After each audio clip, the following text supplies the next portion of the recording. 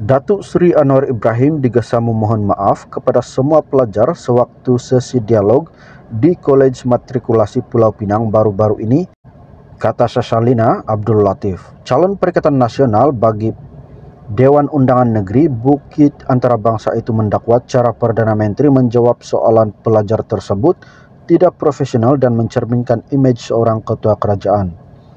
Adakah ini cara seorang Perdana Menteri memberi respon kepada pelajar dalam acara awam? Soal Syasha yang merupakan timbalan pengurusi Biro Perundangan dan Perlembagaan Bersatu. Beliau mesti memohon maaf dan menebus kesalahan supaya jelas kepada semua bahawa setiap kanak-kanak atau pelajar Malaysia adalah penting dan setiap seorang daripada mereka mesti dihargai dan dilayan dengan penuh hormat. Tidak salah untuk mengakui bahawa beliau sudah melakukan kesilapan yang serius, kata peguam itu lagi. Jelasnya cara Anwar bercakap dengan pelajar itu seolah-olah dia seorang lawan politiknya, sambil menambah nada suaranya akan menyebabkan pelajar tersebut berasa terhina dan mungkin trauma.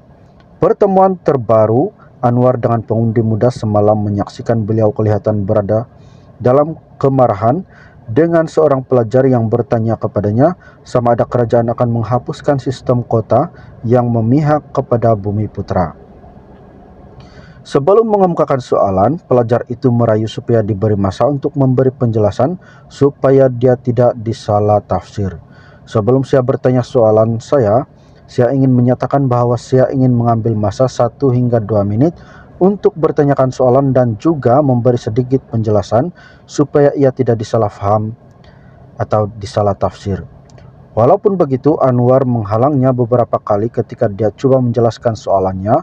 Dengan pelajar itu tergamam seketika. Anwar kemudian memberitahunya bahawa dia sepatutnya mengikut sesi temu Anwar sebelum ini.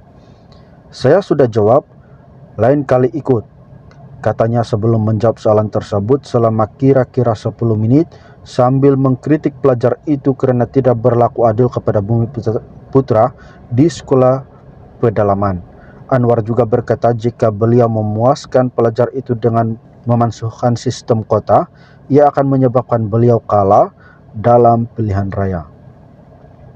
Syasha berkata sesiapa sahaja yang menonton klip video tular kejadian itu akan memahami mengapa Anwar dikecam di media sosial. Nada Anwar terlalu keras mempersoalkan pelajar tersebut kerana tidak mendengar soalan dalam sesi temu Anwar terdahulu. Terus memotongnya walaupun sebelum dia dapat menjelaskan soalannya. Meraguinya kerana tidak mengetahui sejarah atau tentang konteks sosial.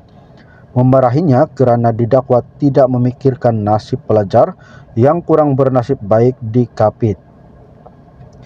Beliau berkonfrontasi dan meninggikan nadanya. Anehnya, Anwar malah mengheret perkara itu dalam politik ketika menjawab soalan pelajar kolej tersebut dengan nada tinggi sambil berkata, kamu akan lebih menderita di bawah PAS dan Bersatu, kata Syasha. Syasha sebaliknya memuji pelajar itu kerana berani untuk berdiri di majlis umum dan mempersoalkan Perdana Menteri. Malah pelajar malang itu sedang gelisah membaca helaian kertas dan tergegap-gegap sedikit. PM sepatutnya bersikap baik padanya. Anak ini adalah aset negara dan masa depan bangsa kita. Ini bukan jawapan yang patut diterima apa yang jadi kepada Anwar.